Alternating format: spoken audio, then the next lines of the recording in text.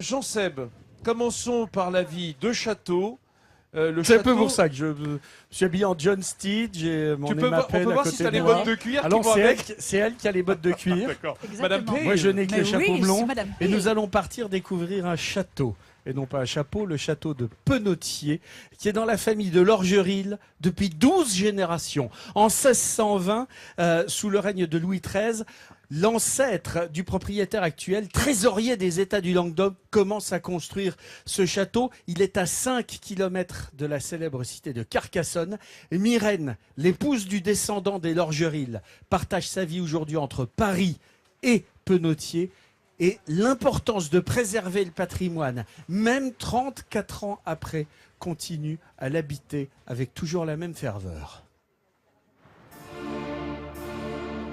Si le château de Penautier vous est familier, c'est normal. Construit en 1620, l'édifice est surnommé le Versailles du Languedoc. À 2 titres, il se rapproche de Versailles. L'architecte lui-même, Levaux, aurait, selon la tradition, dessiné les 2 ailes qui sont de part et d'autre du château, qui sont l'une l'orangerie et l'autre une salle de bal, qui ont été dessinées en 1670, tout à fait en fin de vie de Levaux, et qui ont apporté ici le style de l'époque. Un style versaillais que l'on retrouve jusqu'à l'intérieur de cet édifice de 3000 mètres carrés, notamment avec cette enfilade de pièces. C'est une enfilade qu'on appelle une enfilade à la française, une série de pièces qui correspondent par des vastes portes qui sont du côté de la lumière, du côté des fenêtres. Quand on s'engouffre dans cette enfilade, on voit toute la grandeur et toute la noblesse du lieu. On est comme impressionné et pris par cette lumière. Mais ce bâtiment n'est pas qu'un lieu chargé d'histoire. C'est aussi et avant tout un lieu de vie. Ici, les visiteurs ne seront pas surpris de voir les photos de la famille aux côtés des bustes illustres. Et une vie quotidienne au château, ça apporte son petit lot de bonheur. Il y a des moments magiques quand la nuit tombe, qu'on s'assied au coin du feu qui crépite, qu'on allume les bougies, qu'on éteint un peu la lumière, on se sent comme transporté à une autre époque. Et donc d'un seul coup, toutes les pesanteurs de notre temps se posent, s'arrêtent, on est comme immergé dans une autre atmosphère. Alors, je voulais vous montrer la problématique. Les visiteurs vont continuer à en prendre plein la vue. Cette pièce actuellement en travaux, Myrène va en faire une petite galerie des glaces. Une folie des grandeurs qui a tout de même un coût. Près de 100 000 euros, puisque malheureusement on a eu des surprises dans la toiture, donc c'était pas prévu. Mais ça sera à peu près l'ensemble de l'enveloppe. On va refaire des staffs, les mosaïques du sol qui sont cachées pour le moment. Un décorateur va intervenir, un électricien et bien sûr un couvreur. Donc on est à peu près sur 3000 heures de travail. Si certaines parties du château évoluent, d'autres sont immuables. Dans la pénombre, bien protégée de la lumière, voici le joyau de ce château. Classé monument historique, le mobilier de voyage de Louis XIII n'a pas bougé depuis sa venue en 1622. Et Myrène a une mission, transmettre ce patrimoine. On a un lien permanent et charnel avec l'histoire et on se sent redevable de ce lien. Et c'est vrai que quand on voit le regard émerveillé des enfants, des personnes, des étrangers qui arrivent ici, ben on est très heureux d'avoir la chance de pouvoir préserver un endroit comme celui-là. Une partie du château a été transformée en hôtel pour accueillir les touristes. De quoi se prendre pour le roi Soleil ou Marie-Antoinette le temps d'un week-end dans le Lauragais. Tout simplement le roi Soleil dans la région. Hein, voilà. C'est un endroit absolument sublime, ce château de Penautier. Moi, j'imagine, quand on se retrouve, on peut y aller, hein, puisque c'est un hôtel, se retrouver comme ça, dans cette pièce, avec le mobilier de voyage de Louis XIII, qui est resté là depuis 1622, on touche l'histoire, et ça, là, ça vous parle, ça, Magide. Et le sentiment d'être à Versailles, un petit peu. Et ça me fait d'autant plus plaisir que je joue à Penautier le 19 mai. Ouais. Et donc, j'espère que ce sera dans ce château-là.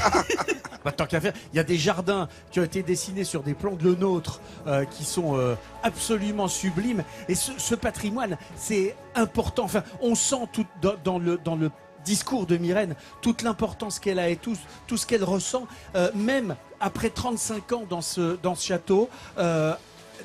Toute l'émotion qu'elle a à prendre soin de cet endroit. C'est étonnant. Moi, je suis toujours fasciné par cette passion qu'ont ces héros du patrimoine qui conservent ces endroits totalement merveilleux. Tout à fait. D'ailleurs, moi, j'y suis, je suis d'autant plus passionné, si vous voulez, que fils d'immigrés, j'ai passé toute ma vie à chercher un patrimoine, à me construire comme ça une vérité. Et c'est dans ce genre de romans et de lieux qu'on finit par se dire, tiens, j'appartiens à une grande famille. Magid, on l'a compris dans ce livre que je vous recommande, Ma part de Gaulois. Vous, votre patrimoine, c'est la langue française. Très tôt, vous avez... Alors, je me permets de lire un petit passage que j'ai adoré. Vous dites, enfant, je me jetais à corps perdu sur tous les dictionnaires de rimes et autres anthologies de la poésie française. Je mêlais sans scrupule des vers de René Char, Éluard, Apollinaire avec mes minables élucubrations. Sans vergogne, je mélangeais le kérosène des grands avec mon fioul domestique. Hein, c'est cette langue que vous avez pris à partie dès votre enfance. Oui, c'est un mystère. Il y a un moment où, d'ailleurs un peu comme tout le monde, on est à la recherche de soi, en fait. Et alors chacun se trouve, alors ça peut être dans des choses culinaires ou autres, et moi j'ai trouvé magie dans la littérature française, dans les mots. Et vous entendiez souvent, Magid, écris-nous un truc qui tue. Hein, c'est ça dans votre quartier. On vous disait, vous aviez le pouvoir de l'écriture, de l'évocation. En fait. Ouais, les gens ont compris que j'aimais les mots, et puis les garçons me demandaient des poèmes pour qu'ils allaient apporter à des filles. Et puis les familles algériennes me demandaient d'écrire au bled des lettres en arabe, en phonétique. Public. Oui, écrivain public. Ouais. Voilà, je servais à ça très tôt. Et puis après, vous avez pas mal pécho, mais ça, c'est une autre histoire. C'est une Grâce autre aussi. Non, mais c'était une manière de draguer absolument extraordinaire dans ce milieu assez violent, hein, avec vos camarades de classe. Là, tout d'un coup, un garçon qui savait écrire et parler aux filles, ça faisait une grosse différence. C'était l'atout majeur. L'atout L'écriture. majeur. Voilà. Il y a un autre endroit où on peut écrire. Il était une fois en lettres d'or, c'est quand on découvre juste à côté de Penautier, justement, cette cité incroyable qu'est Carcassonne.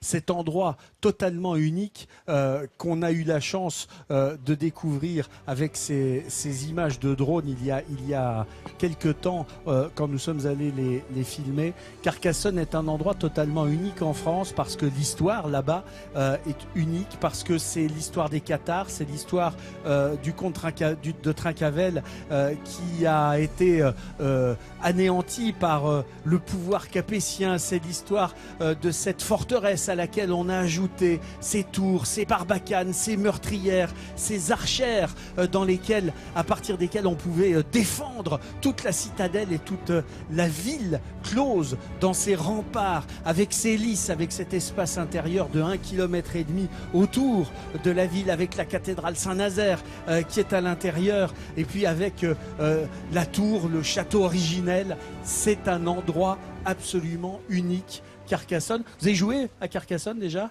Oui, absolument. C'est plutôt un très beau décor. C'est magnifique, ça sublime l'artiste. Il a l'impression d'être éternel à son tour. Ouais. Mais c'est vrai que Carcassonne, là, c'est vraiment...